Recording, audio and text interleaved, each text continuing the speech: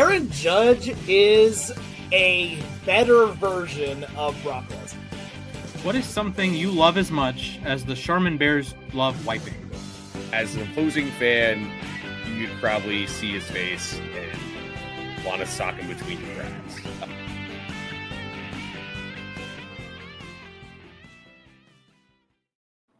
Hello, everyone, and welcome back to Losses Above Replacement, the best baseball podcast to grace your ears. I am today's host, Alex Clark, joined by our very own cornerbags here in Ryan Splashpots and Mathias Altman Kurosaki. My main men, how are we doing on this Wednesday evening?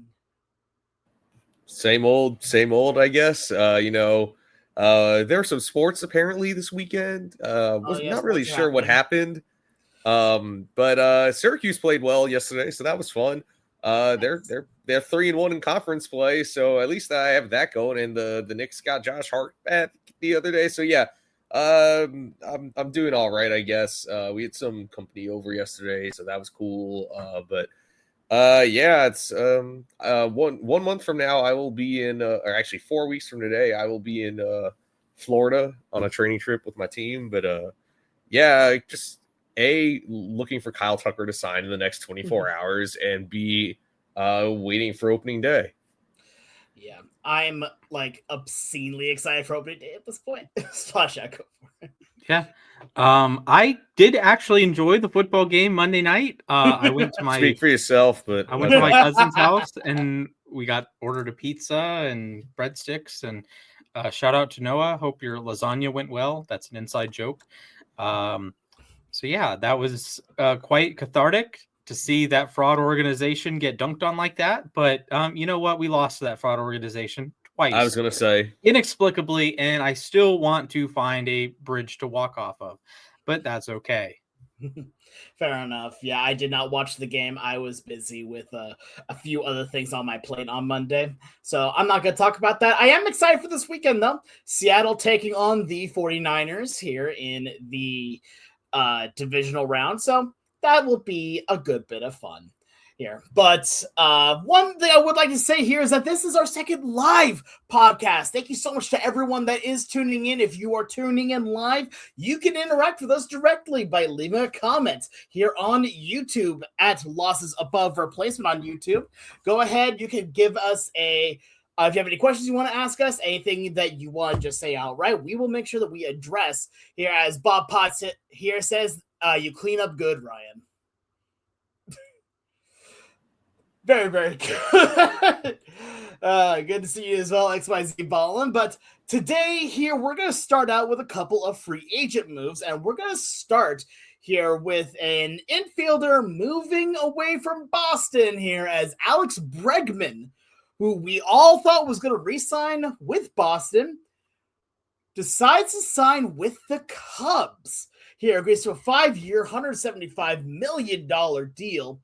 And fellas, this just feels like a missed opportunity. I think everybody was expecting him just to stay back in Boston. Yeah, I mean, I think the Red Sox missed an opportunity here big time. I mean, I really think that there wasn't much better of a fit here than going back to Boston. And I mean, their refusal to include a no trade clause, which is kind of, I mean, it seems like such a silly thing kind of to bail on, but it seems like the Red Sox, it's an organizational policy to not give out no trade clauses. And so they didn't, and they lost their guy. The Cubs. So I'll say that Bregman's bat doesn't scream $175 million necessarily. He's a solid player. You know, he was about a little under 130 OPS plus and 130 WRC plus this past year. He hasn't quite been the 160 or 150 guy that he was when the Astros were had some aids, in the dugout. But he's still like a solid player. But the Cubs might be the best defensive team in baseball next year. Third base, they have Bregman, who's a Gold Glover. Shortstop, they have Dansby Swanson, also a Gold Glover. Nico Horner at second base, another vacuum up the middle. Ian Happ in left field, another Gold Glover. Pete Crow Armstrong, who can fly all over the place. Those are 5 Gold Glovers in the field, and Carson Kelly's not a bad defensive catcher either. Michael Busch is learning at first base. Obviously they're not going to have Kyle Tucker back in right field, but the Cubs got a good player here. And I think, they're showing that they're not going to settle for just being second place and getting eliminated in the early rounds of the playoffs. So, I mean, good for the Cubs. And if you're the Red Sox, I mean, I see this as a major missed opportunity. This is a strikeout by the front office. Absolutely. Yeah, this is a goofy one because you look at it from a 5-year perspective. You look at it from a 5-year contract. What is Alex Bregman going to be in 2030? I don't care. I simply do not care. This gives you a great shot to win this season. We saw the Cubs. They were a game away from going to the NLCS. They were right there with the Brewers. And Bregman is a really talented player. The talent is a little bit of a different shape than your traditional third baseman. He's not going to hit 40 home runs. He did once. That was a juice ball year, and you had the Crawford boxes. So he's not going to hit 40 home runs, but what he is going to do, he's going to walk. He's not going to strike out a whole lot, and he's going to play excellent defense at the hot corner. For his career, plus 30 defensive runs saved. He had a plus 11 in a year in Houston, had plus 6 in 2024. He has been a tremendous player, and I get that he's going to be 32 the first week of the season. I understand that, and I understand that both he and Dansby are getting up there. And, throwback, they were number 1 and number 2 in the same draft. So Brendan Rodgers, you might need to pack your bag. And SEC rivals, too. Yes, SEC rivals. So that was one fly in the ointment when people thought, well, is Bregman really going to go play third with Dansby? And, Bregman wears 2 because he was the number 2 pick behind said Dansby Swanson. So there's that. But I think the Cubs are pushing all in. You are a Chicago-based baseball team. You should be pushing your chips all in as often as possible. I can make the same argument as Boston. We will talk about them in a little bit because they finally made a move. They finally spent some free agency dollars. So I like this move for the Cubs. I know the back half of the deal could look a little sketchy, but I will say the historic comparisons, like say Dan Zimborski uses at Fangraphs, it's some fun players. It's some goofy, like Hall of Fame level players. Notably, Arky Vaughn is one of them. So my glorious king. Obviously, Bregman hits for a little bit more power given the era, but the bat to ball stuff I think is still good. Unlike, say, Rafi Devers, who swings a lot out of the zone, Bregman has a really refined approach at the plate. And I think that'll age nicely. And I think he should be aging fine at third base. And I do like this move for Matt Shaw, too, because Nico Hoerner is a free agent at the end of the year. So Matt Shaw, you can be the utility piece this year, get some DH reps, get some third base reps when Bregman's out of the lineup, play some second when Hoerner's out of the lineup. You're not going to play short if Dansby misses a game. You might move Hoerner there. You could move Bregman over there. He's played some short before, but I like the spot for Matt Shaw. Michael Busch might be featured later in the episode. Spoiler alert. But I like the move for the Cubs.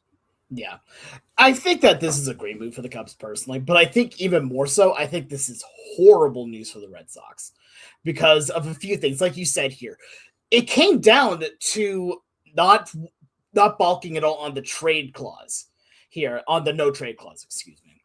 And in today's day and age, I get it. I get why a team would be very hesitant to give one, especially because they're still trying to do everything they can to try and hold as much power over the player as they can. But at some point here, the player needs to have some level of power themselves here. And this is not like Bregman saying, I am worried that I am going to digress here. It's about showing that same amount of respect towards the player here that the Red Sox just didn't do here. And right now they lost one of their main guys here. But I will say, just by having Bregman last year did them a load of good.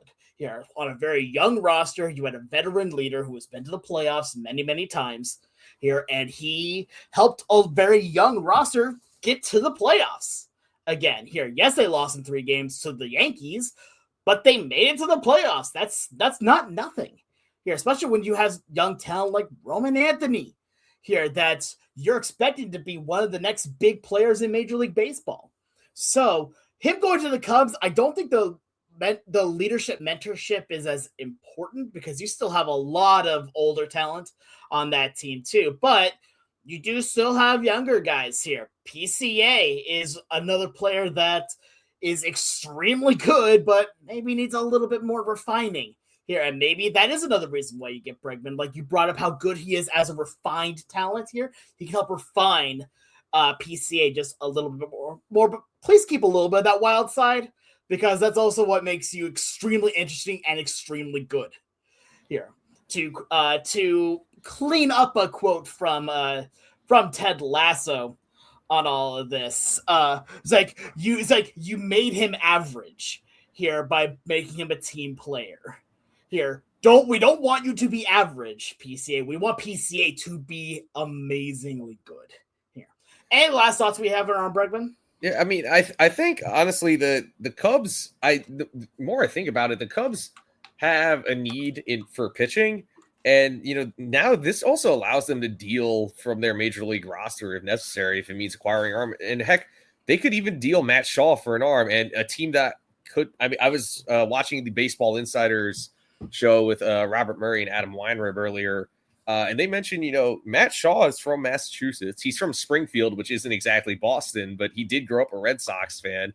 And the Sox have young major league pitching. So, those teams could match up for a trade. You could move him to another team that needs an infielder.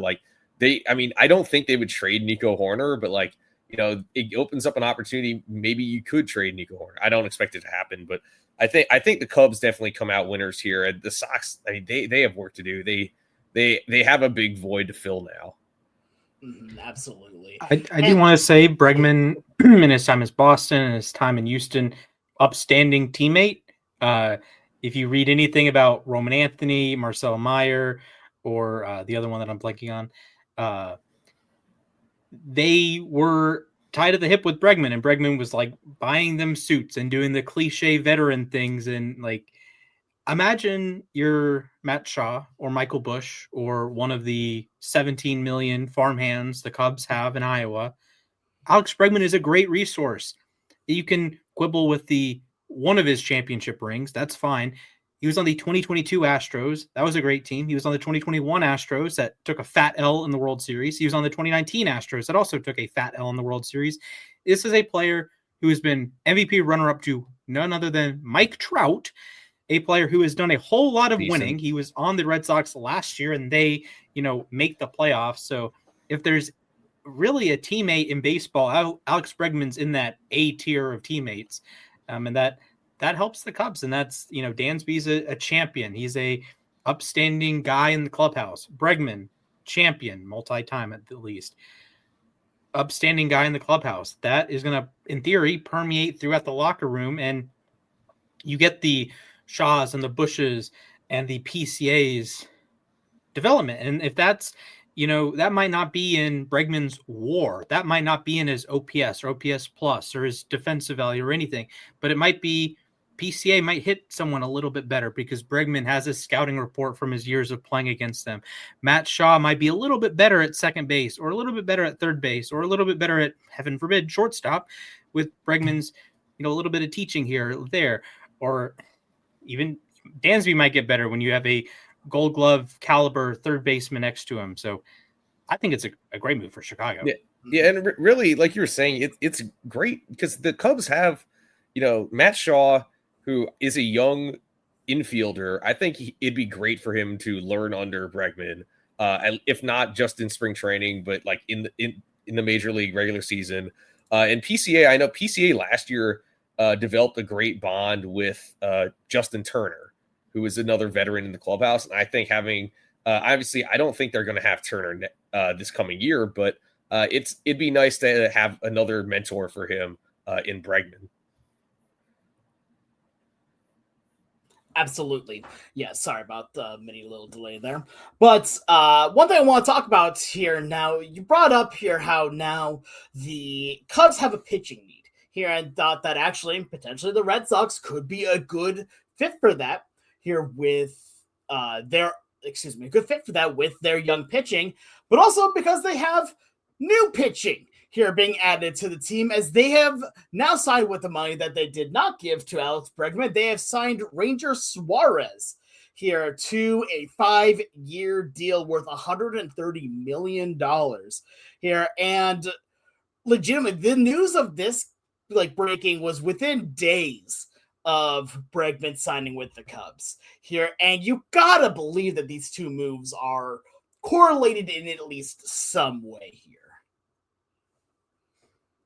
Yeah, I think this is, you're just reallocating resources, and we can quibble with Boston. Do you want to add another position player, or do you want to add a pitcher? We can quibble with what you think they need. I've talked before that they have a logjam of young players that eventually you're going to have to trade one of Duran, Abreu, Anthony, Yoshida, Contreras, now Casas, Story, Meyer, the other of the rookies that I'm blanking on their name for some reason.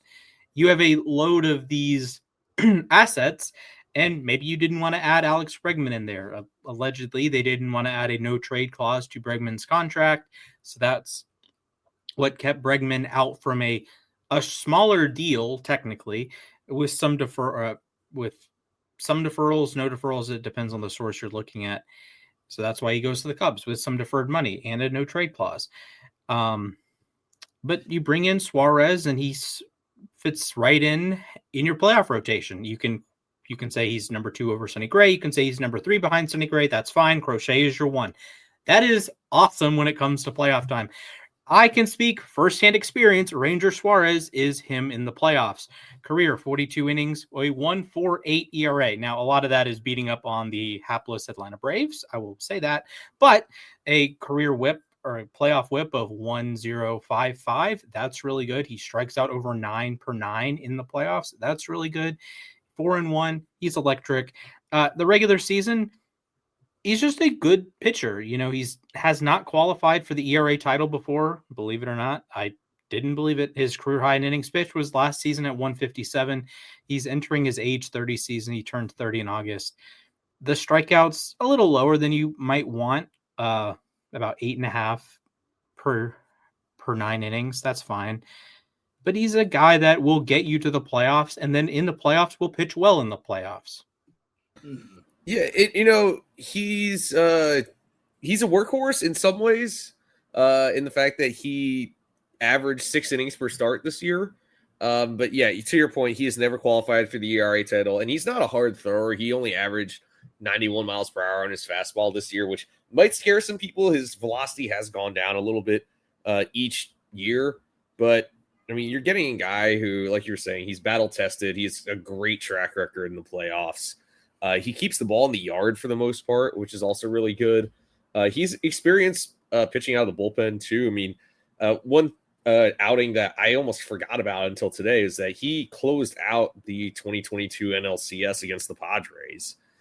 He came in with men on base and got the last 2 outs of that series, which was huge.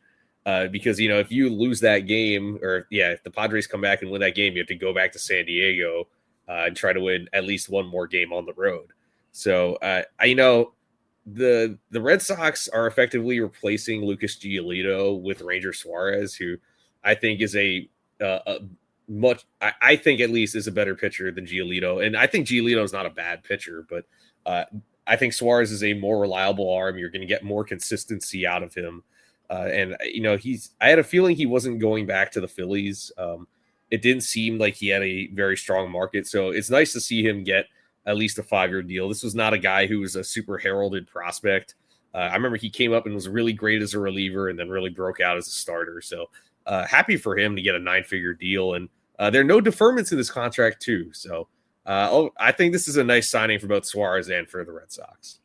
Yeah, absolutely here. And I kind of want to address a comment that we have here because it kind of goes into what my point on this discussion is from XYZ Ballin. Where would you rank Boston's rotation now? I think I would probably put it in a top 5 at the very least right now, because here's the big thing with me, right? I really like the idea here that when you add a starting pitcher, it bumps everyone else down one spot, making their spot less important, which means less stress here on it, because now you have a very interesting 1 through 5 of your starting rotation that looks to be led off, of course, by Garrett Crochet, a veteran with incredible, I say veteran, he's still fairly young here, but another tested individual, very, very good. You now have Ranger Suarez, as we said, battle-tested, vet, very good. Sonny Gray, battle-tested, vet, pretty good here. And then you have Brian Bayo as your now number 4 here, and I think that's a really good place for a guy that now has a little bit of experience here. He's starting to move up the rotation. And then ending it out with Johan Oviedo. Here is another guy that they have a lot of hopes for here, and they think has a lot of upside. What better way for a guy like that to be your number 5 starter? You know, that's you're getting your feet wet. That's letting you get into the rotation without having all the heavy pressure of being called the ace here on the end. Right now, Garrett Crochet, we've seen what happened when he's called the ace. It's called he becomes an incredibly good pitcher. He's just that good here. So now when you add in a number 2 starter like this, it doesn't take anything away from the ace. And it means that Sonny Gray is not your number 2 starter here. But it means on top of it, even more so, that now in a early playoff series, Brian Bayo is not being tasked with being one of your do or die guys here. So honestly, I love the move here for the Red Sox here.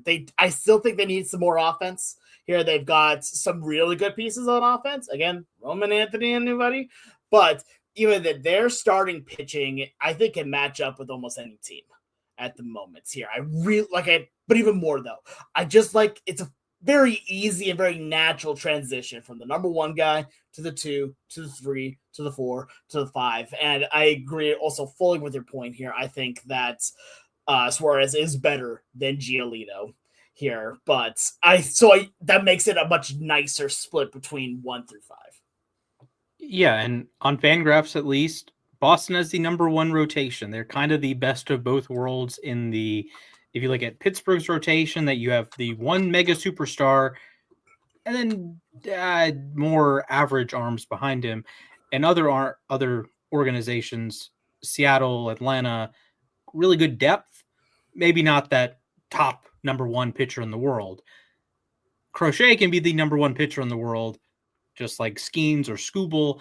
But you also have the depth that you have 2 quality guys that you're okay going out in a playoff round with Sonny Gray and Ranger Suarez, just like Atlanta would like Chris Sale and Schwellenbach, or Seattle has 5 guys you'd probably like in a playoff spot. So you could argue Boston has the best rotation. I don't know if I'm making that argument, but they're certainly top 5. And depending on how you want to value the Dodgers guys, that's the great unknown here is how many innings is Ohtani going to throw? How many innings are all these guys going to throw? They have like 18 dudes, but they have 4 Cy Young adjacent players. I don't know. In theory, they're the best, but in practice, they might not be the best. Boston's squarely up there, though. Yeah, no, absolutely. Their rotation is pretty darn good here. I do have some questions when it comes to the bullpen here, but honestly, I feel like you can work around that, especially when you do have a rotation that is this strong. But again, the main thing I really see on this is that this rotation is built for the postseason. Here, go to a 3, maybe even 4-man rotation at that point. Here, let's Oviedo be in the bullpen, or heck, like you said, Suarez even has bullpen experience here to put him in the bullpen if you need.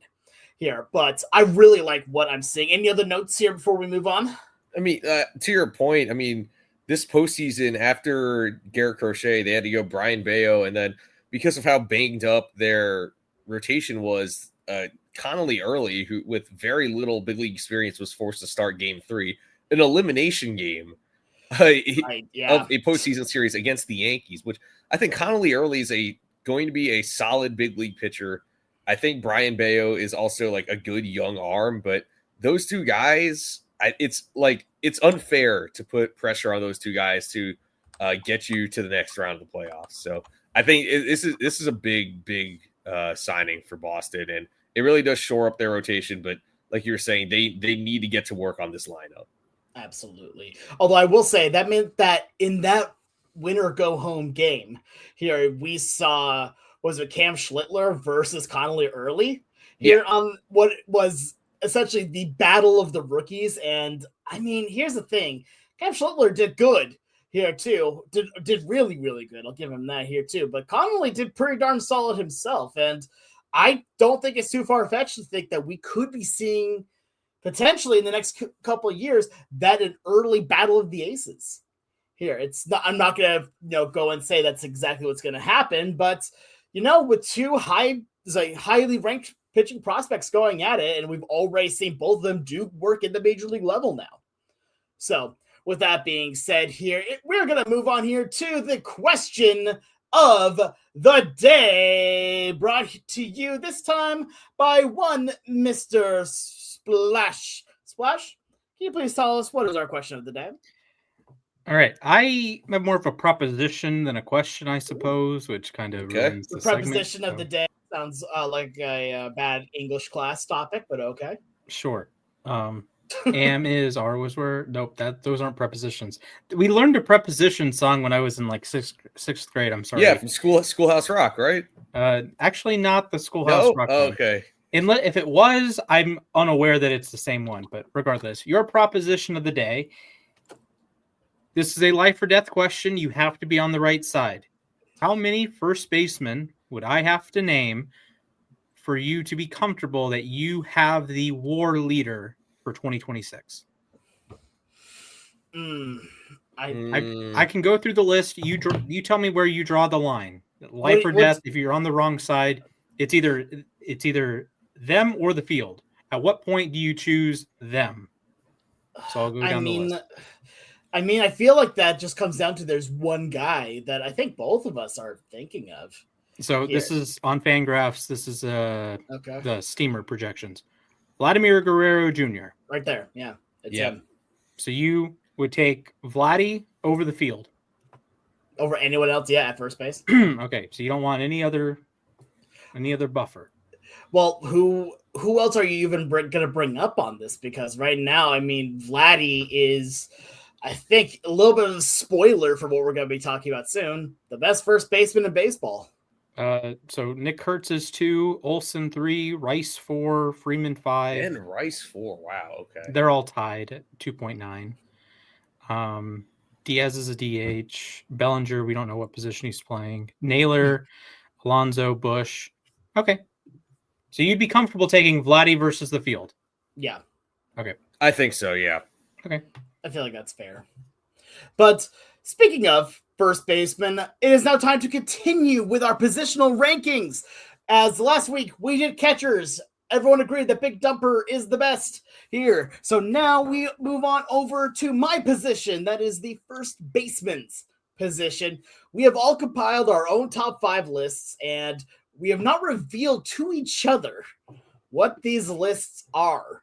Here, it's just top 5 first basemen.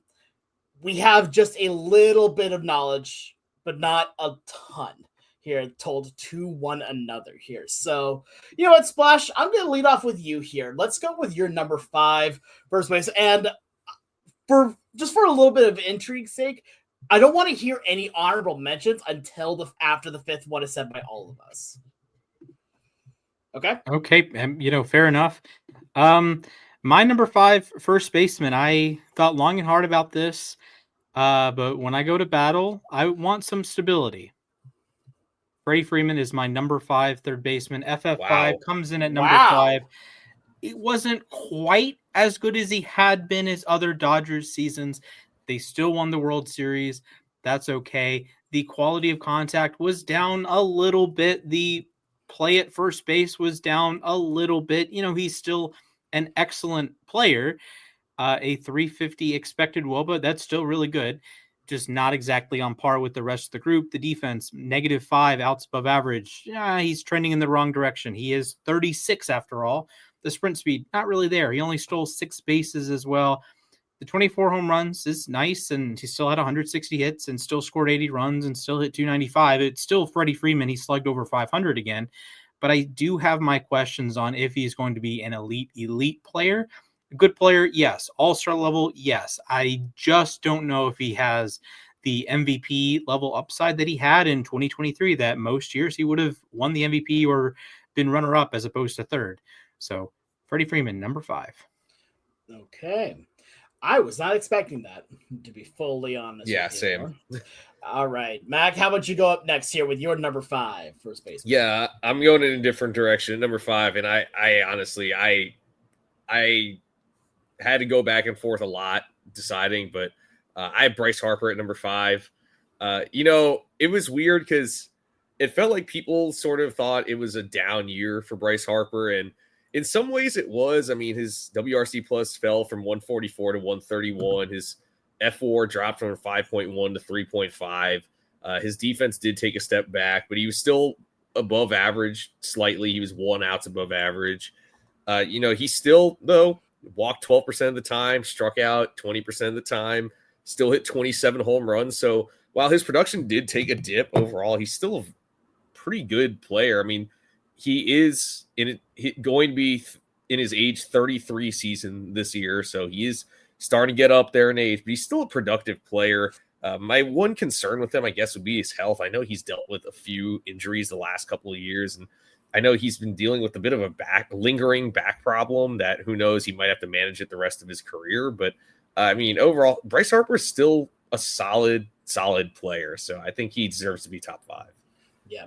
I think he was definitely in that conversation here. For my number 5, I'm putting in my wild card because I want to have fun. I'm going Josh Naylor. Of course. I watched Josh play last year, and there are very few players that can solidify a position quite like Josh Naylor has done.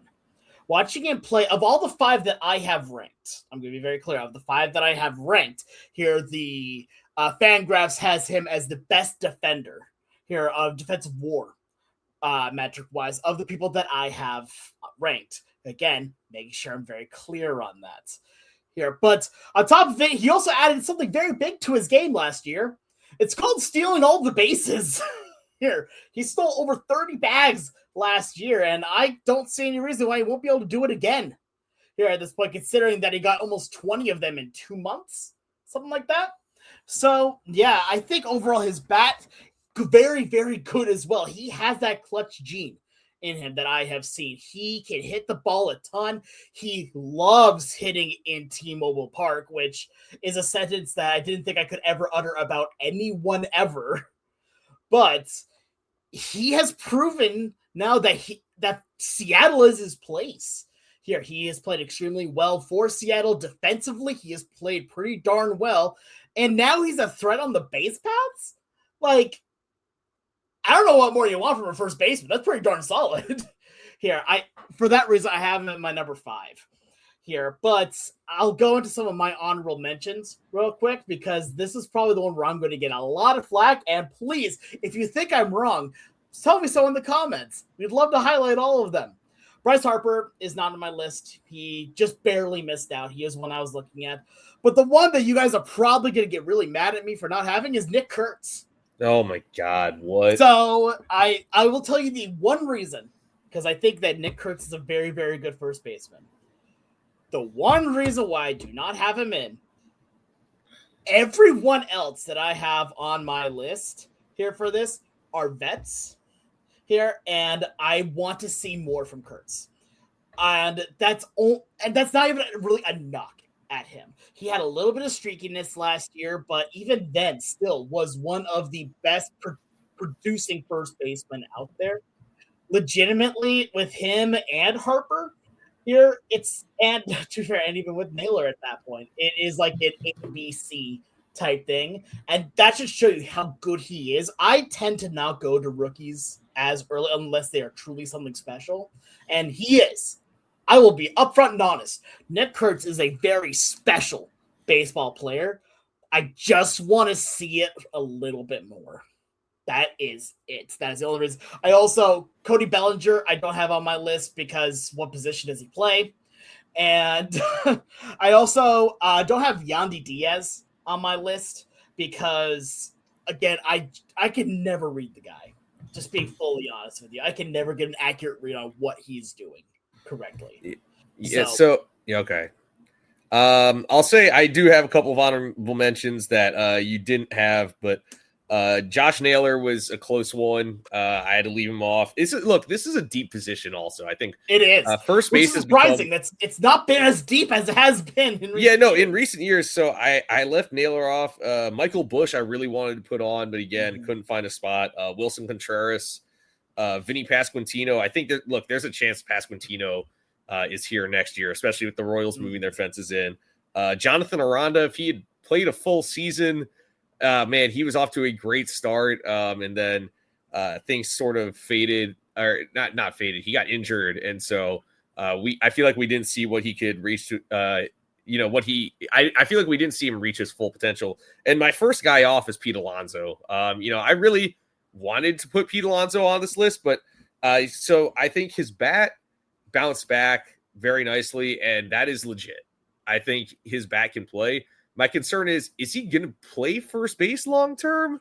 They already have Ryan Mountcastle, who was a Gold Glove finalist this year at first base. How much first base are we going to see of Pete Alonso? So I had to leave him off, but he, like I said, he was my first one off. There is a very strong argument for him to be top 5. Absolutely. Splash, can you tell me some of your honorable mentions? I'm not going to spoil where I have Alonso. The only guy I want to shout out is Ben Rice. He was 8th by expected WOBA. Yeah. That's behind the hits. That's Seager, Ronald, Soto, Ohtani, Judge. He's in that, well, maybe not Judge quality hitter, but he is an awesome, awesome hitter. I hope all of the batted ball luck goes his way, and I hope next year he is number 2 on my list. I will leave it at that. All right. Fair enough. All right. I'll go to my number 4 then. That's where I have Pete Alonso. I have him as my number 4 because I think this is a huge prove-it year for him. He just signed the big deal to go over to Baltimore. He is that big power threat. There's no doubt about that. That is his game. It is power. And now he's in a new home stadium. Here. There's going to be the question of, is he going to be at that level that he needs to be at? Is he going to be able to produce in a new area? But let's remember, he was playing for the Mets for a very long time in that ballpark. Does it get any easier going into Baltimore? A little bit, maybe, but even then, it's still not the best there for him. I think he's going to ball out this year because he knows that there's a lot of people that are thinking that he did not deserve that kind of money here. So let's see what he does this year in 2026. Let's head over to Mac. All right. Yeah. So my number 4, I kind of made a last second. I called an audible on myself here. My number 4 is Freddie Freeman. I really wanted to put him higher on this list, if I'm being honest. But he's Mr. Consistent. I feel like you can count on him to be about a 140 or so WRC plus or OPS plus guy every year. Hit between 20 and 30 homers, drive in between 90 and 100 runs. And his defense isn't as sharp as it used to be, but I mean, this year he played on a surgically repaired ankle. We're looking at a future Hall of Famer here. I feel like he's really cemented himself going from the Hall of very good or the Hall of pretty good, like our guy Bryce runs on Instagram and Twitter. But he went from like Hall of pretty good to being like he's a surefire Hall of Famer. We're looking at a guy who's probably going to finish his career with over 400 homers, probably around 3,000 hits, if not more. Like Splash said, his batted ball data wasn't as great. His walk rate went down. His strikeout rate went up, but his power took a little bit of an uptick, which was nice. And he still came through in the playoffs. He hit a walk-off home run in the World Series again in the 18th inning. So 3-time World Series champion Freddie Freeman. That is crazy. But he's my number 4. But boy, there's a strong case for him to be higher on this list. This position has gotten so much better in recent years. It absolutely has. All right, Splash, let's hear number 4. I want to hear this. All right. Are we ready? Are we ready, kids? Aye, Captain. I can't hear you. It's Mr. Raw Milk himself, Bryce Harper.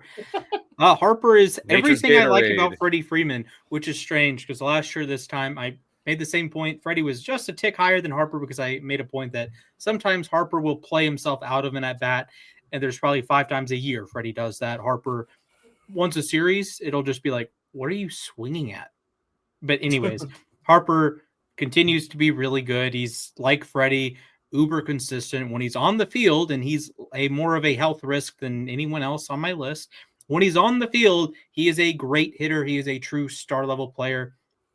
and he still plays a good first base. He's a former catcher, a former outfielder, so he has that inherent athleticism, and he uses that to his advantage at the bank. He's really good at first. Freddie is slipping from that really good at first spot.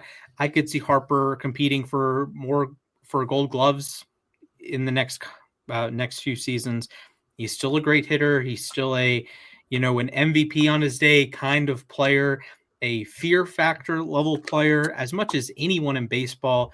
You have the playoff heroics, look at San Diego, for example. So Bryce Harper, my number 4. I absolutely get it here. And it was hard not to put Bryce Harper on my list as well. All right, Slash, how about let's go back to you here with your number 3. If you're ready to go. Number 3 first baseman going into 2026. All right, my number 3. Honestly, this is one of the toughest ones for me. And it's a matter of sample size because I have Nick Kurtz at 3. He was the best first baseman hitter last season. It is just clear. That is not up for debate. It is not a contest. He was the best first baseman at the plate. We're not going to talk about defense, but at the plate, he was the best. We can quibble with sample size. Yeah, he has fewer plate appearances than the rest of the list. He even has fewer plate appearances than Ben Rice. But the power is prodigious. Walk rate, really good. He does everything you want a first baseman to do from a mashing perspective. And yes, Alex, you can poke holes in the strikeout rate. It was over 30%. I understand that. He walked 13% of the time and hits the absolute tar out of the baseball. We can work with that. So a 537 expected slug, that's really good. 18.4% barrel rate, that is ridiculous. 51% hard hit rate, that is ridiculous. He swings the bat really, really fast, and he hits the ball really, really hard. What more do you want from a lefty mashing first baseman? I don't know. Number 1 and number 2 have done it for longer. That's my only concern. So, Alex, we have the same concern there, but he had a 1,000 OPS. He hit 290, 383 on base, a 619 slug. I would be disingenuous if I had him lower. Yes, Freddie and Bryce are as consistent as it gets. I don't think they are going to be a 150 OPS plus guy this season. Kurtz, I think he can do that. Number 1 and number 2, I think it's in the realm of possibilities. But Kurtz, I think he could be, in theory, the best non-Aaron Judge hitter in the American League. That is in the range of outcomes. Obviously, Harper and Freddie don't play in the American League, but I don't think they can be the best hitter in their league. I think Kurtz can be the best non-Aaron Judge hitter in his own league. That's my take. I can understand that. I will always just bring back up Cal Raleigh, but that's a me thing. George Springer did beat Cal by OPS plus, by the way. But okay, that's fair. But at the same time, Cal Raleigh. Anyway, also Kurtz plays in a bandbox. I'm just saying that helps. He does. He plays in a PCL ballpark. So I hope he hits like 70 home runs this year. It could happen. Here's the thing: at that point, like, do you put an asterisk at that point? Like, no. Yeah, I don't think you can. Like. No. But it'll be always one that people will just kind of remember. Like, yeah, didn't you play at a AA ballpark? AAA, but AAA ballpark. Okay, yes, semantics. Hey, man, I just, like Aaron Judge and Babe Ruth didn't get crap for breaking the home run record in a ballpark with a famous short porch. That was built for him. Yes, exactly. Yeah, that's fair. Absolutely. The house that Ruth built. Yeah, and Maris didn't get crap. At least Judge is a right-handed hitter, so he doesn't exactly have the right field fence being 314 feet or whatever doesn't exactly help him. Just imagine him going to Houston with that short porch. You would have 120 home runs. I want to see like an extreme, like an Isaac Paredes profile or an Alex Bregman profile, but with like legitimate power. Yeah. Like, imagine if Nick Kurtz, now left-handed hitter, but imagine if Nick Kurtz had a Paredes or Bregman profile and played at Yankee Stadium and just it's all yanking down the line like 345 it's crazy home runs because he hits the ball really well to the opposite field. So he probably, I mean, who knows? I mean, I guess he would benefit more from playing in a ballpark like on I guess formerly called Minute Maid Park, but Daikin Field, like maybe something like that, or maybe even Fenway Park, because the monster's not that far away. But I mean, yeah, he is great power. I Just will bring say, back the hill in center field; it'll be fine. So by expected home runs, Sacramento was actually the best ballpark for him. If he played every game there, he'd have 40 expected home runs, followed by Philly, 38, and Dodgers, Dodger Stadium at 37. Even more than Coors and Cincinnati in the usual bandboxes. The lowest would be if he played every game in Anaheim, he'd have 26 home runs. Oof. And St. Louis. See that. Yeah, fair enough. All right, I'll go into my number 3 then from here. And this is legitimately 2 and 3 for me. I really had to debate on where to go with them. Number 3 for me is Matt Olson. Matt Olson is an incredibly good first baseman. I cannot knock him at all. The man hits the ball extremely well. He is very good defensively as well. I do not have a single flaw with his game here. Legitimately, like as I look at the stats here, I think the only thing I could give him a knock for is having a strikeout percentage where it's at. But even then, that's not that bad, especially with first baseman here. The guy hits a ton. He is a leader on that team, and he has proven for the last several years why he's one of the best first basemen. Why do I have him at number 3? Number 1 and number 2 just blow me away completely. So I also have Matt Olson at number 3, but man, I considered putting him anywhere between number 1 and number 3. I mean, he was just, I feel like, all right, he maybe he won't hit 54 home runs in the season again, but if you can get, between, I mean, obviously he's hit 29 each of the last 2 years, but if you can get anywhere between, that number 29 and 40 every year, plus he hit 41 doubles this year. With his defense, which I think he's the best defensive first baseman in baseball. He had 9 outs above average. And if you're a DRS guy, he had 17 defensive runs saved. As a first baseman, that is outstanding. And he had 6 WAR on Baseball Reference. It's quite a bit lower on, it's 4.7 on Fangraphs. But, we talked about Freddie Freeman being a future Hall of Famer.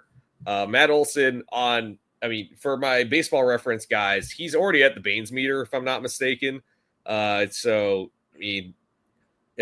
above the Baines meter. He's 39.7 on Baseball Reference WAR.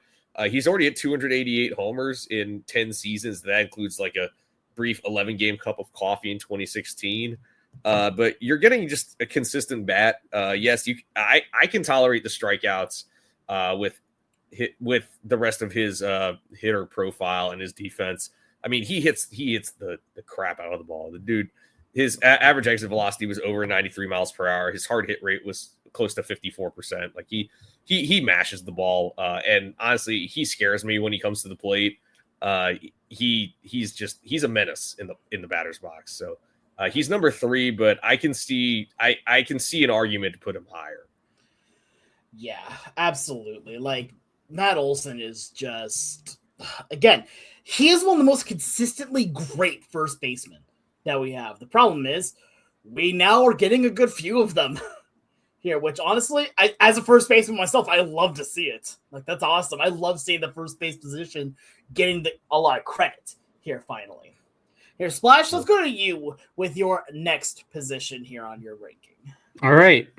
Sounds like a plan to me. This was a very tough decision between Vladimir Guerrero Jr. and Matt Olson. They are 2 different players. One is a little bit of a better hitter. One is a much better defensive player, even though one of them, the other one, does have a gold glove in his locker. I don't exactly think he deserved that gold glove, but that is neither here nor there. Number 2, I have the postseason hero, Vladimir Guerrero Jr. You can say he is the best hitting first baseman. That's fine. You can buy his profile over that of Nick Kurtz. That's fine. Guerrero, like Kurtz, I think he could be the best non-judge hitter in the American League. That's fine. He's done that in his career. He has a 167 OPS plus from 2021, a 164 OPS plus from 2024. Last year, just a 133. And that's like right in line with his career averages. He finished 13th in MVP voting and then went absolutely nuclear bananas in the playoffs, a 1.289 OPS. He's hit nearly 400 on base, nearly 500, won ALCS MVP, and would have been in consideration to win World Series MVP. 13 extra base hits in the playoffs, 15 RBI, 18 runs scored. That is ridiculous. The batted ball profile, 384 expected WOBA. That's 96th percentile. Expected batting average, literally 300 on the nose. That's great. Expected slug, 500. Average exit velo, 92 miles an hour. Barrel rate, 12%. Hard hit rate, over 50%. Bat speed, really fast. He hits the ball hard. He squares it up. He's kind of the best parts of the Freddie Freeman profile in terms of contact, but also the best parts like the Bryce Harper, Matt Olson, Nick Kurtz profile in terms of absolute raw slug. So if you want a first baseman that no one's Albert Pujols, but if you wanted a guy that could be a 300 hitter with like 40 homer power, it's Vladimir Guerrero Jr., that traditional first baseman with a high average actually. And that's Vladdy. And he is a wonderful player. The low strikeout rate, Alex, I know you love that. A high walk rate, a 12% walk rate and a 14% strikeout rate. That is, Alex Bregman territory. We'll put it at that. The defense is concerning. The athleticism at first is not great. He is a great scooper, I will say that. And I saw a Yankees account or maybe a Phillies account. One of the accounts that are looking at Bo Bichette, they posted a Bo Bichette defensive highlight reel. And maybe the Yankees comment was, this is just a Vlad Guerrero scooping reel. So there's that. He can scoop it. Not a ton of range at first base, unfortunately, but Vladimir Guerrero Jr. is my number 2. Man, my number 2, I really wanted to put him at number 1. I put Big Amish Nick Kurtz at number 2. They're the only thing I'm looking for from Kurtz before I can put him at number 1. Just do it again in a full season, because objectively, I think he was the best first baseman in baseball. When you consider he did it in 117 games and put up almost the same FWAR as Matt Olson, and almost the same baseball reference WAR as him, in significantly fewer games.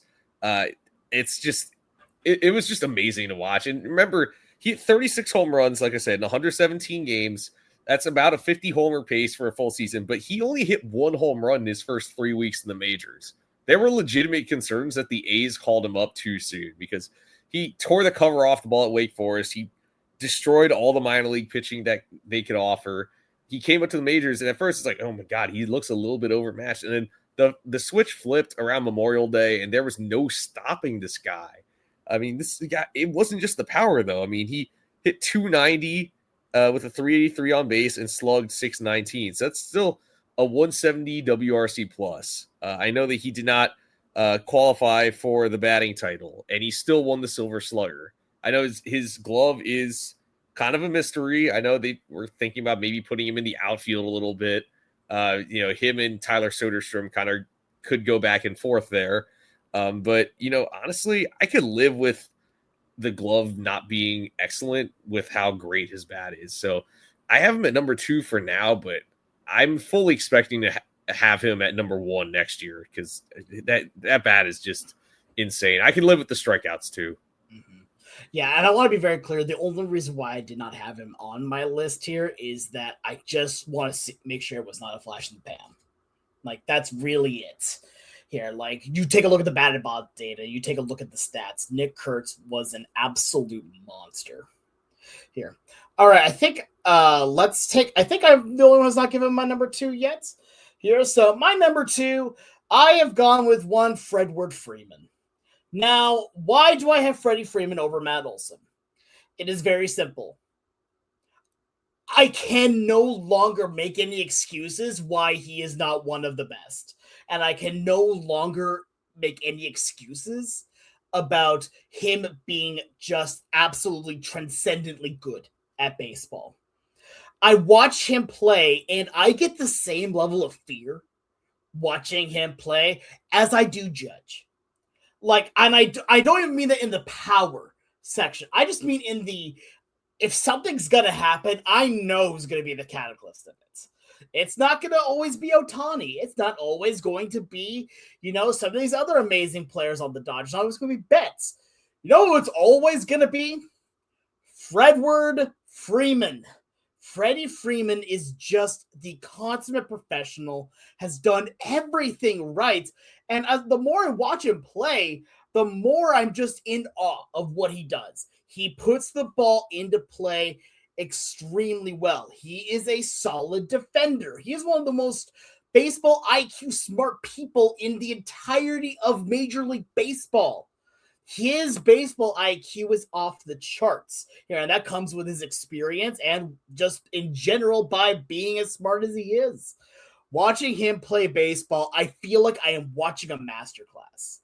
I feel like I learn things when I watch Freddie Freeman play baseball here. That is really the main reason why I put him over Matt Olson. I legitimately think that they're 2 and 3 here for me. My number one is, at this point, it's pretty obvious here. But Mathias, anything you want to say on that real quick? No, I was gonna say I think we have the same number one. I think we do. Yeah. So let's both reveal Ike Davis here as our number one. Oh, actually, I had Valentino Pascucci. Dang! Yeah. Can I change mine to be Ty France? I guess or Dan Vogelback or man. I thought you were gonna go with Matt Adams, Big City, or Matt Adams. Yeah, Mets spring training legend. But yeah, I'll just go right ahead then. Yeah, my number one first baseman for the second year in a row is Vladimir Guerrero Jr. I know I was the only one that had him at number one last year. This year, I know that his regular season numbers, compared to his 160, over 160 OPS plus last year, look slightly pedestrian, but even in a quote unquote down year, still 133 OPS plus, 848 OPS. His walk rate went up, actually. His strikeout rate, again, was low. It actually was exactly the same, 13.8%.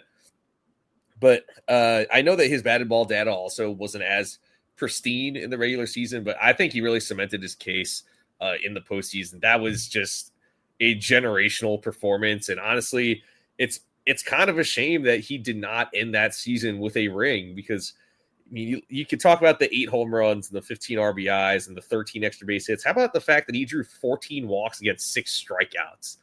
The dude he wasn't swinging and missing. And when he was hitting the ball, he was hitting the tar out of the ball. So I think this has cemented him, this season and this postseason cemented that he is the best first baseman in baseball. Now, I'm fully expecting Nick Kurtz to at least get close to usurping him next year. But I think for now, Guerrero's the number one first baseman in baseball. Yeah. I'm just going to echo the sentiment. Yeah, I have Vladimir Guerrero Jr. And again, we've known that he's been great. We've known for a while how good Vladimir Guerrero Jr. is. He has had his ups and downs. Let's be honest here for a second on that. But the 2025 playoffs, I think cemented Vladimir Guerrero Jr. as being not just great, but legendary at this level. His ability to kill the baseball on command is incredible. For him coming up in the biggest moments, incredible. Everything he has done, aside from defense, I'm gonna be real, he does not deserve the Gold Glove. That's a different story, though. But he has been so good, and I this might be a bit early here, but I'm starting to think that he's going to be in the territory of his dad here and how good this player was.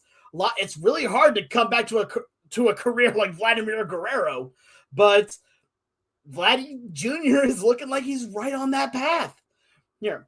And again, we've all liked Guerrero for a while here, but I don't think any of us here really were saying that this is the best guy out there. It could be saying that, maybe he's the best first baseman here, potentially, but not always the number one guy. I think he's putting up the numbers now, and he is putting in that fear level again. He's going to be in that conversation again this coming year. He's going to be right back in that conversation of elite hitters alongside Aaron Judge, alongside, Cal Raleigh, right alongside here, potentially here at this point, Nick Kurtz here with what that year was. The 2025 postseason is something that a lot of people are just going to remember for basically all the game sevens, for one thing. But the postseason is meant to give stories, right? Stories are built in the postseason. Vladimir Guerrero Jr. is the hero of that story. He's become that hero. All right, Splash. Let's hear you talk about Matt Olson. Fellas, you make compelling arguments. Here's my Matt Olson argument. Do you like Baseball Reference War? Matt Olson, number 1 first baseman. Do you like Fangraphs War? Matt Olson, number 1 first baseman. Do you like Baseball Savant Run Value? Number 1 first baseman. Clean sweep. Why is that? Matt Olson plays every game. He has been a part of the Braves for 4 seasons now. The Braves have played 638 games, regular and post. Matt Olson has played first base for all 638 of those games.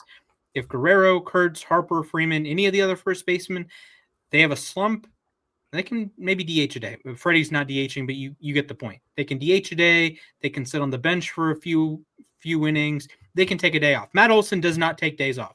He is the best defensive first baseman in baseball after years of being number 2 to Christian Walker. Rest in peace, Christian Walker's unbelievable run of being awesome. Not awesome anymore, unfortunately. But Matt Olson posts every single day.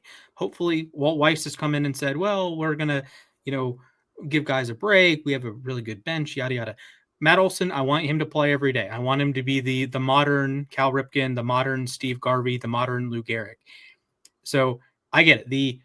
The rate stats might be a smidge lower. They weren't, to be clear, last season besides Kurtz.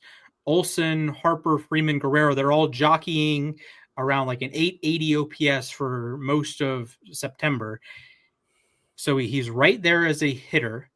He plays more than everyone else, and he's the best defender. And it's not a close conversation. He is clearly the best. Harper's a little bit above average. Guerrero's a little below average. Freddie's trending in the bad direction. Kurt's not great. Olson, A+ defense at first base. He has made a trademark of the overhand or the overhead catch on a foul ball. He honed it in Oakland. He has made it even better in Atlanta. He is a tremendous scooper of the baseball. He has excellent range at first base. The long strides help him out a lot. He walks a ton. He's a player that conceivably could lead the National League in walks. It would be pretty impressive if he led the American League in walks at this point. 12.5% walk rate. That is awesome. 89th percentile. 95th percentile outs above average. 95th percentile hard hit rate, over 53%. 95th percentile average exit velocity. 88th percentile expected WOBA. 95th percentile batting run value. In a bit of a down year, he only had 29 home runs. I say only because he's a guy who hit 54 home runs just a couple years ago. So he has that upside, and he has this incredible floor that no one else at the position has. That he plays 162. He's played 162 5 times in his career. He also played all 60 games in the COVID season. Like, there's not a question. If you watch the Blue Jays, Vlad might not be in the lineup that day. Or if you watch the Dodgers, Freddie might not be in the lineup. Harper might not be in the Phillies lineup. Matt Olson has been in the Braves lineup every single day his entire Braves tenure. There's something special about that. You could say for a 1-game sample, you'd rather have Guerrero or Kurtz or Harper or Freeman or Alonso or Bush or Naylor or Rice or anyone else. But for 162 games, hopefully a playoff run, Matt Olson's my guy. You know what? I completely understand that argument. Yeah, honestly, I didn't realize that until you said that. I had to look it up. Yeah, Matt Olson is on an Iron Man streak. Like, that's incredibly rare. I feel like there's something to be said about that. No DH days. Yeah. No pinch hitter days in Atlanta. He has started all 638 games. He has been the starting first 648. Come on. Well, 628 with the Braves. What? 162 times 4 is 648. Okay. So I even sold him short. So he's played 658 games as a Brave. He's been the starter for all 658 games. All at third base or all at first base. He led the National League in doubles last year with Alonso at 41. It just, what can you say? He posts every single day. Yep. No, I can't argue that at all. Perfect attendance. Amazing. Other guys get good attendance. He gets perfect attendance. I never, if you wouldn't believe it, I never had perfect attendance in school. So I mean, shout out to those of you who did. Honestly, though, perfect attendance is a scam. I had it 1 year, but it's a scam. You're telling a bunch of germ-filled 8-year-olds, no, you must come to school and get everyone else sick. If you're sick, stay home. Don't get everyone else sick. Absolutely. Yeah, I don't know if Matt Olson agrees, though. Fair enough. But he doesn't have to. In fairness, you can kind of like baseball players, you have a little bit more space, or you can have a little bit more space than other professions. It's not like you're sitting 5 feet apart from other 8-year-olds. No, right. And also, he probably has a better immune system than 8-year-olds. Better than Lamar Jackson, I know that. Fair enough. All right, guys, let us know what you think here. Do you think that any of us just egregiously missed someone here? Do you think that I have made some horrible mistakes not putting in Nick Kurtz into my top 5? Do you think Splash's Whistling Dixon should not have Olsen at number 1? Let us know here, either commenting live on YouTube or on our Twitter account at LAR_baseball. But now it's time for everyone's... Alex, before, not to cut you off, but okay. I did cut you off. We did get a comment from XYZ Ballin. Bryce Eldridge soon.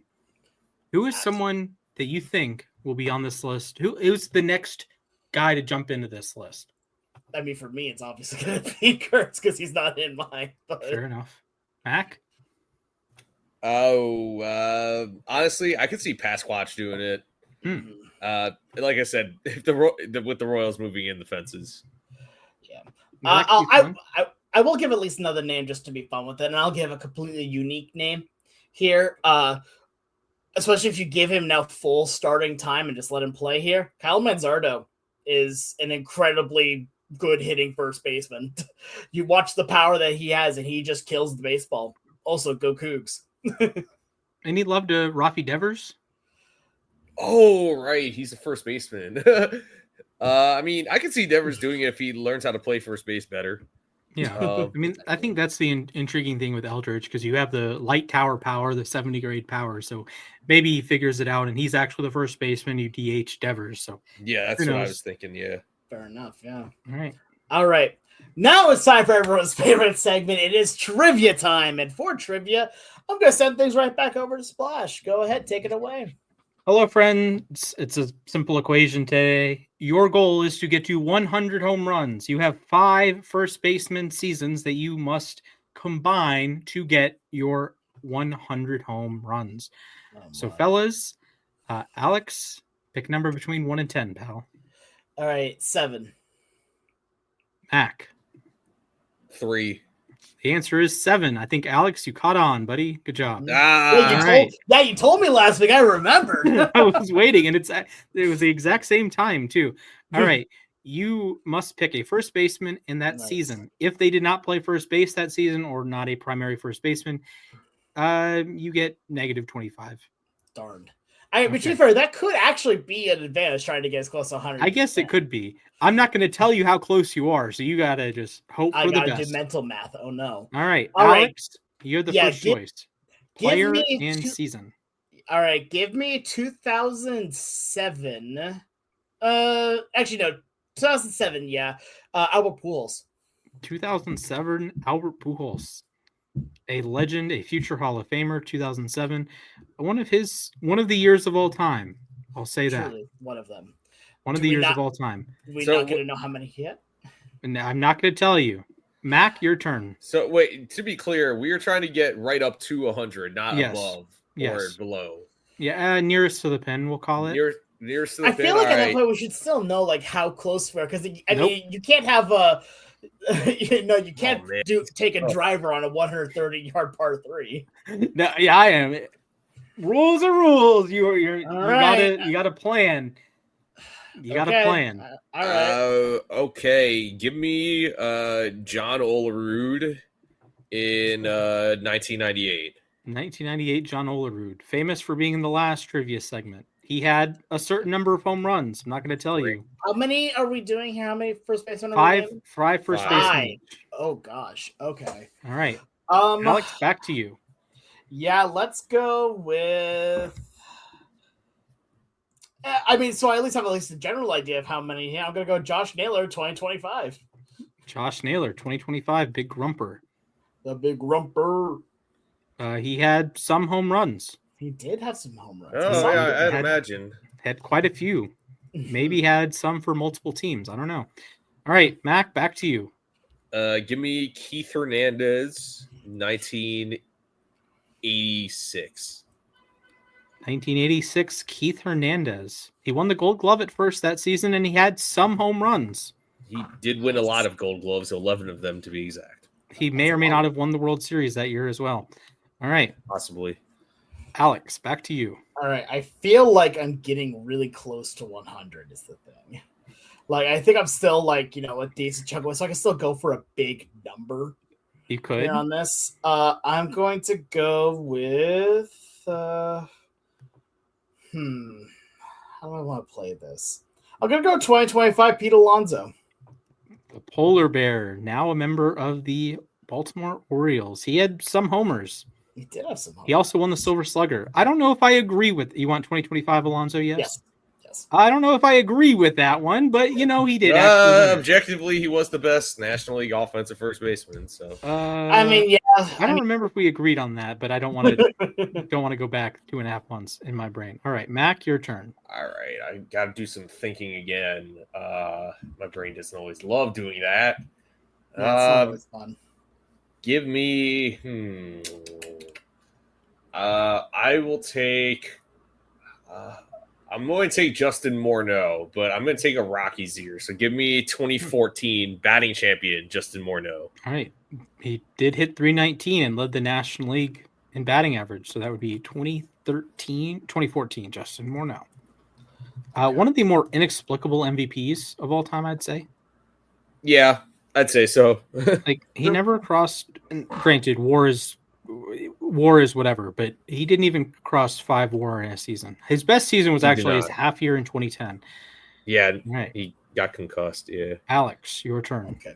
So now this is our 4th pick, right? Correct. I don't want to go too high because I don't want to feel like I go over 100 by much, or if at all here. So I'm going to take kind of a smaller number here overall.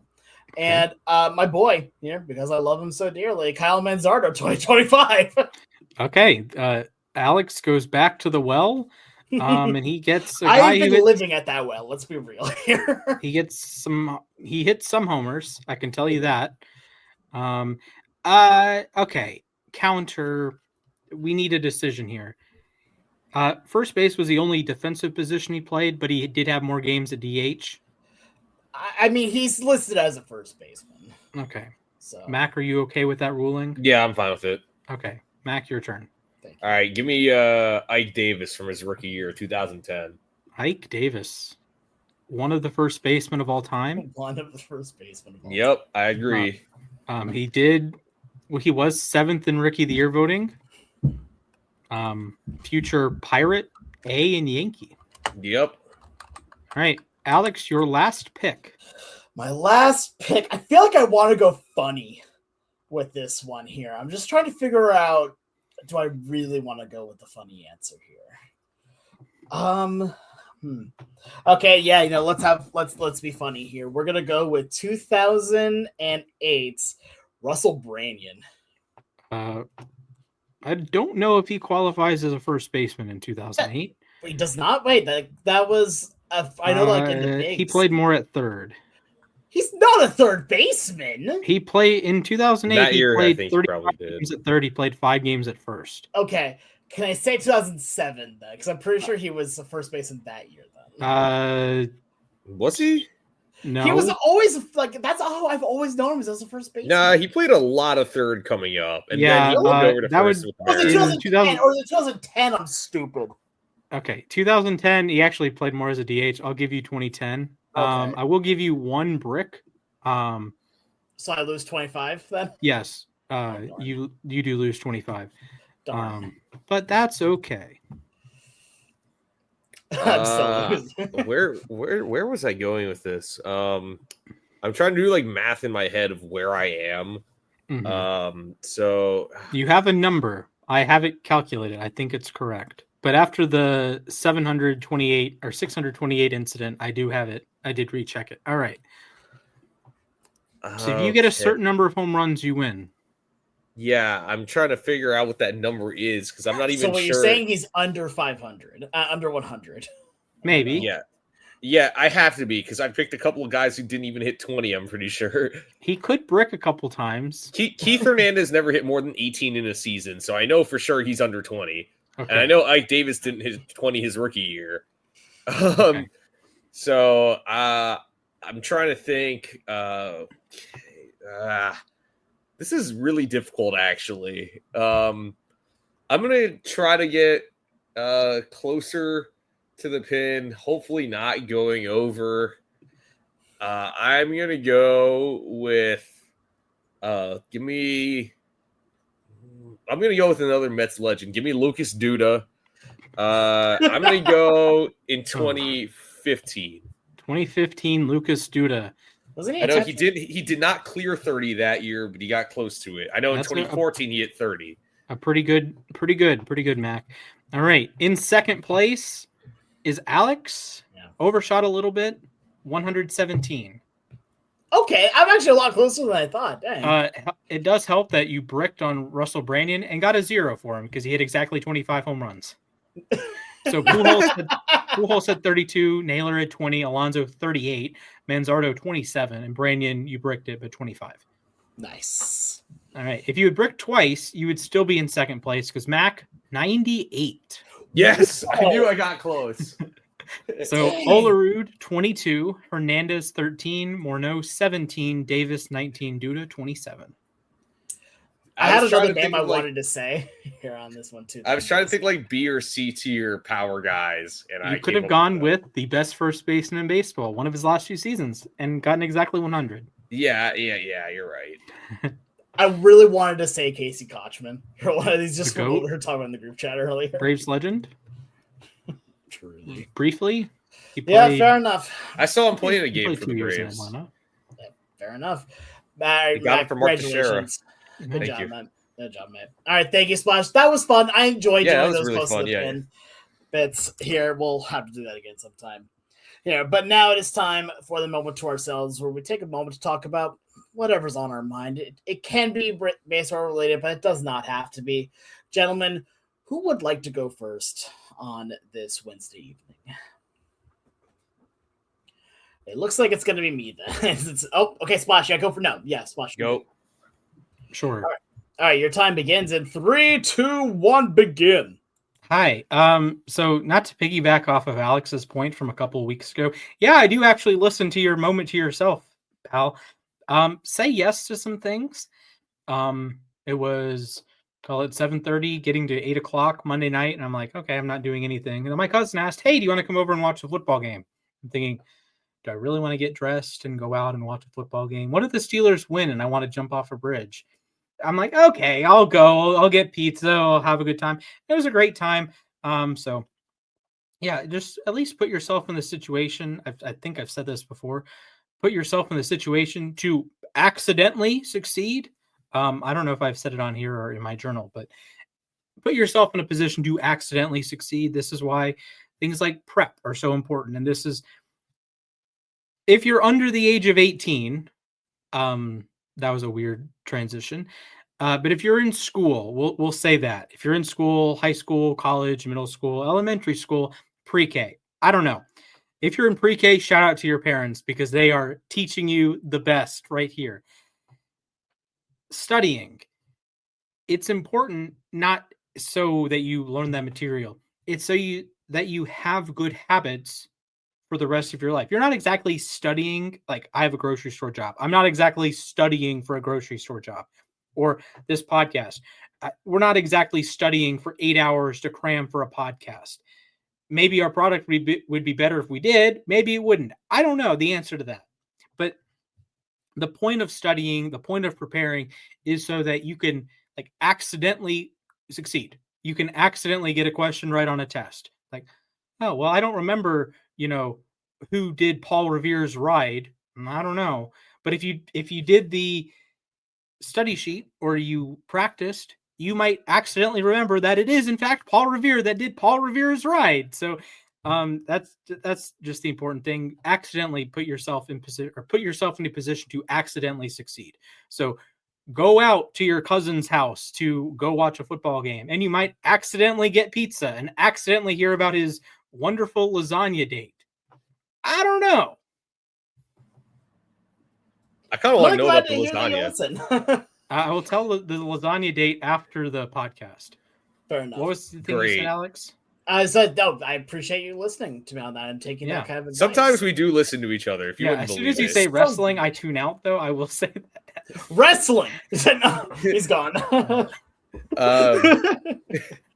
what are you talking about? I mean, look, I spent all day studying for this.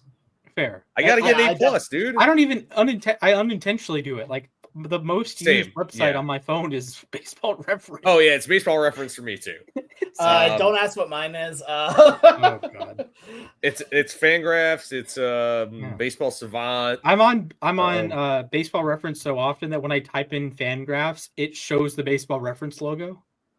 I don't know how that's possible, dude. It's like cursed. I'll take a screenshot the next time it happens. But please do. That sounds great. It's funny when I played the clarinet. I remember one time because I didn't always have time to practice with my swimming and my school schedule. And I remember my the winds coach, the wind section coach for my orchestra was like coming up with this like extensive practice plan. I was like, God, you're counting out like 7 hours a day. I'm like, I don't know if I have time to practice 7 hours a day, but I have time for maybe an hour. Like it's, I mean, if I had, maybe if I had more time to dedicate to it, like I could have done more than an hour, but I mean, look, if you do dedicate that many hours a day to something, credit to you. Cause it requires a lot of energy. Yeah. And it's just a matter of like, for example, the three of us, if we are like in our spare time going on Baseball Reference, that helps out the podcast. It does. We can bring in, there's more nuance to our points, right? It's not like we're going to bed right after the podcast and not waking up until the next podcast. So, I want to do that. My roommate doesn't appreciate when I do that. Sometimes, yeah. I digress. But put yourself in a position that you can accidentally do stuff. Absolutely. I love that. All right, Mac, you want to go next or would you like me to go? Sure, I can go next. All right, sounds good. Your time begins in 3, 2, 1, begin. Well, Splash mentioned the football game, so I'm just going to say it. Mike Tomlin, I think, actually was objectively a good coach in Pittsburgh, and I think he leaves behind a pretty good legacy. I understand that the playoff losing streak has been really frustrating for me as a fan. I know I'm going to sound entitled for a second, but the Steelers have not won a playoff game since I was a junior in high school. Their last Super Bowl came when I was in third grade.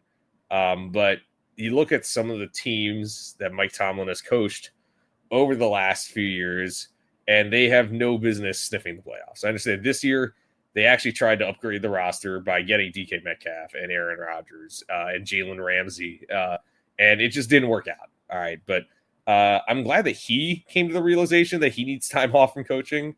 But I know people were like, all right, they should have fired Mike Tomlin a long time ago. But I'm glad he went out on his own terms. He did not get fired. But I think that Steelers fans and the organization should be thankful for his 19 years leading the team. He accomplished a lot. I know he only got one Super Bowl ring. And he got gifted some great rosters, but you got to look at some of the rosters he had with, ragtag offenses, a great defense that would always stay on the field a little too long. But yeah, I mean, I'm thankful for it. It's going to be weird watching someone else coach this team.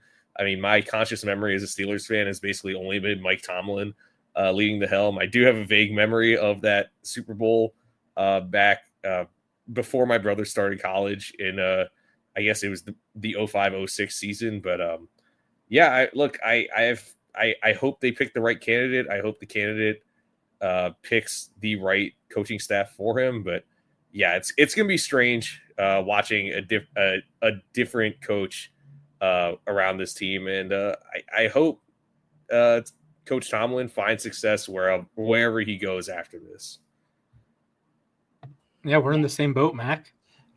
Yeah, It's hey, strange. your old coach was in New Jersey today, supposedly meeting with Jackson Dart and Giants. So I mean, that could be an interesting one. So, Splash, one of your guys' old defensive coaches is about to go play in the coach in the divisional round. So that's pretty.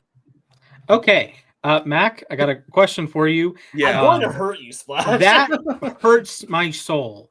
I know. Mac, so Harbaugh and Tomlin faced each other 40 times. which is crazy. Yes, 36 in the regular season, 4 in the playoffs. Oh, how many times do you think new Steelers coach and new Ravens coach will face each other? Over, under 10.5? I'm going to go over, but not by much. Okay, I think it's over as well. It's two. It's going to get to about a dozen, I think. Like the Steelers have only had 4 head coaches since 1969. Yeah, which is bananas. And the Ravens have also only had, this will be their 4th head few. coach. Yeah. Granted, they've only been around since 1996, but yeah, that's crazy. Still crazy though. Like, yeah, because the Raiders are paying 4 different head coaches right now. Yeah. I mean, And they haven't even hired the new one. And we talk about Harbaugh and Tomlin were the 2 longest tenured head coaches in the NFL. You know who the longest tenured manager is in Major League Baseball? Snitker just retired. Dave Roberts? No, it's Kevin Cash. And he'd been around since 2014, so okay. It's only a little over a longer decade than for him. Longer than service.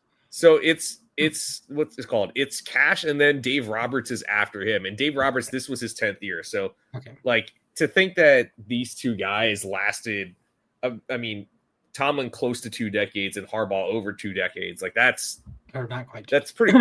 Harbaugh was 18 years. Oh yeah, so they both were just under 2 decades. I feel like you don't see that in sports anymore. Mm-hmm. Do you know who the leader now is? Oh, in football? Yes. Oh, it's I just saw it the other day. Or I just saw it yesterday. I mean, what? Am I not getting it's Andy Reid. end? Yeah, yeah, duh. Yeah, it's Andy Reid. 13 years now in Kansas City? Yeah, 13 years. Yeah. Alex, I want to hurt you. Mike McDonald should be the Ravens head coach. There is no reason for him not to be. The Ravens totally botched that. He was a 9-year assistant. He was 8 years in the Ravens, went to Michigan with Harbaugh's brother, came back to the Ravens, or 7 years, then Michigan, then came back. How do you let him out of the building? That happens a lot in college sports. Now I think about it.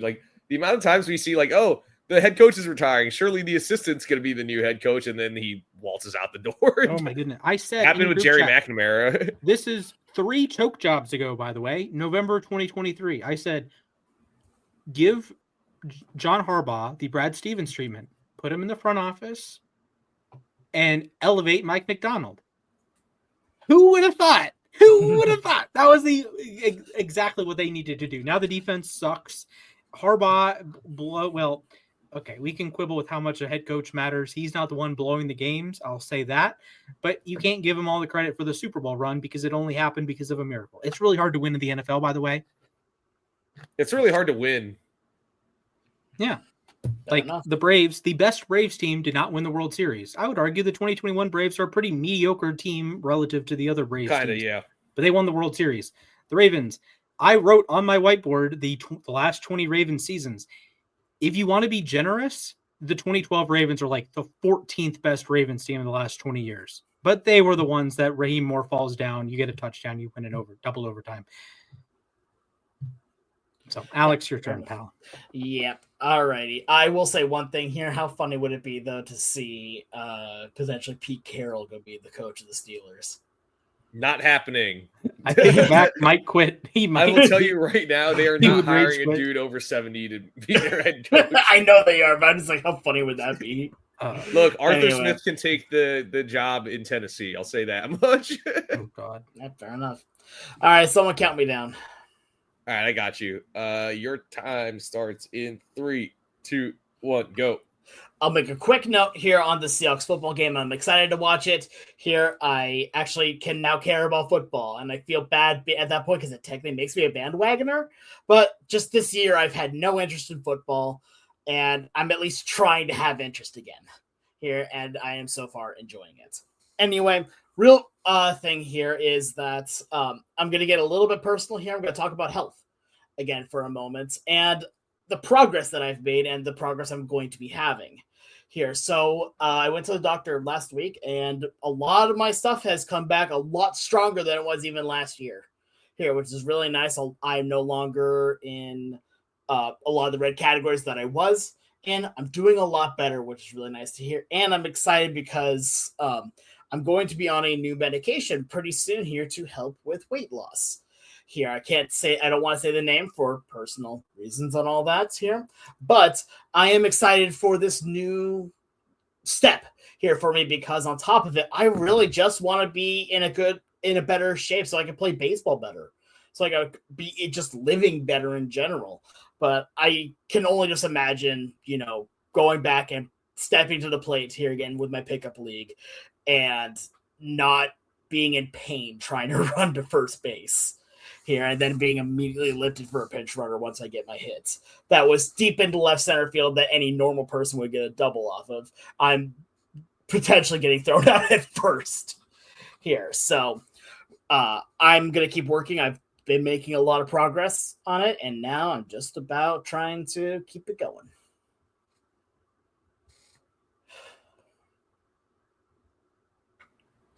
Yeah, no, that's awesome though that you're Great making progress. It's great. Yeah, definitely still a long way to go, but we're absolutely getting there. But with that note here, I think it is time for us to end today's podcast. Thank you so much to everyone who has tuned in today. Make sure you go follow all of us on Twitter. You can go follow the podcast at LAR_baseball. You can go follow me at SportsGuy242. You can go follow Mac at Mathias_A_K. And you can go follow Splash at Mrs. Splashman19. And again, make sure to subscribe to us on YouTube, Losses Above Replacement, and ring that bell, because then you can be notified when we go live now every Wednesday at 5 p.m. Pacific, 8 p.m. Eastern. But from all of us here at Losses Above Replacement, thank you so much. Have a great rest of your day. Stay safe, and I hope to see you all real soon. Thank you.